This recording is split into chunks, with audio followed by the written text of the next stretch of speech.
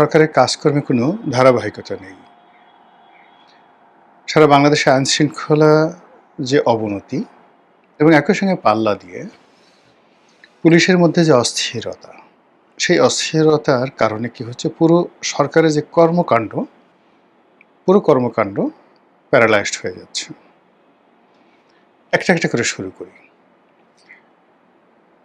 প্রথমে আইনশৃঙ্খলার দিকে যদি আপনি তাকান, আপনি দেখবেন যে এমন সব অপরাধ, অদ্ভুত সব অপরাধ যেগুলো হচ্ছে এই বাংলাদেশে, যা আগে কখনো কল্পনা করা যেত না।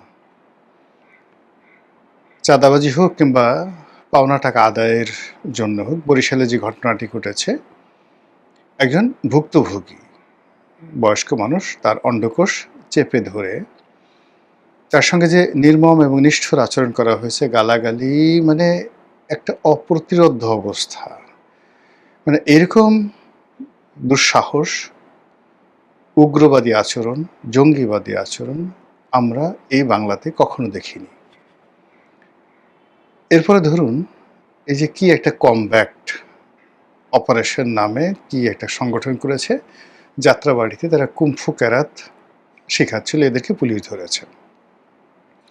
লম্বা লম্বা চুল, একেবারে অল্প বয়স্ক, তারা সেই শুধুমাত্র শারীরিক চর্চা নয়, এর সঙ্গে সেই আরও যে সকল ভিডিও সামনে চলে আসছে, আর যে সকল কথাবার্তা হচ্ছে, এবং এদের যে বডি ল্যাঙ্গুয়েজ, চোখের চাহনি, এর মধ্যে আপনি ভবিষ্যতের বাংলাদেশ এবং চলমান বাংলাদেশ বুঝতে পারবেন যে সমাজের কোন জায়গাতে আমাদের আসলে ক্ষত তৈরি হয়ে গেছে, গর্ত তৈরি হয়ে গেছে।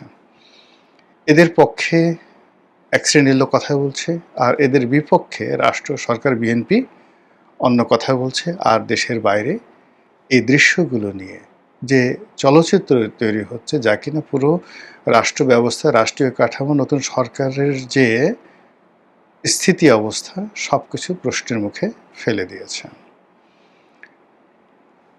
আপনি যদি আইন অঙ্গনে যান, সেখানে গিয়ে দেখবেন যে সুপ্রিম কোর্টে, যেটা বার কাউন্সিল বলেন, বাংলাদেশ বার কাউন্সিল, কিংবা ধরুন অ্যাটর্নি জেনারেলের অফিস, তারপরে সেখানে সরকার দলীয় আইনজীবী যারা আছেন, তারা, এদের মধ্যে যে অন্তর্কলহ, দ্বন্দ্ব, সংঘাত, বিবাদ, বিসংবাদ, সব কিছু এত চরম আকার ধারণ করেছে, যার ফলে উচ্চ আদালত থেকে নিম্ন আদালতের পুরো বিচার ব্যবস্থা এতটা মারাত্মকভাবে বিঘ্নিত হচ্ছে, যেটি ইতিপূর্বে কখনো হতো না। এমনি ইনুর জমানাতে প্রায় সকল বিচারালয় একেবারে নেহায়েত শুধু তারিখ পরিবর্তন করার, নতুন একটা তারিখ দেওয়া, এই কাজের মধ্যেই তাদের দৈনন্দিন কর্মপরিধি তারা সীমাবদ্ধ রেখেছে। গুরুত্বপূর্ণ সিদ্ধান্তে দেওয়া, কোনো মামলা নিষ্পত্তি করা, ঝুঁকি নেওয়া, এই জিনিসগুলো আসলে আইন আদালতে গত 18 মাসে, অর্থাৎ ইনুর জমানাতে যেটা হয়নি, সেটি এই বিএনপির জমানাতে এসেও হচ্ছে না।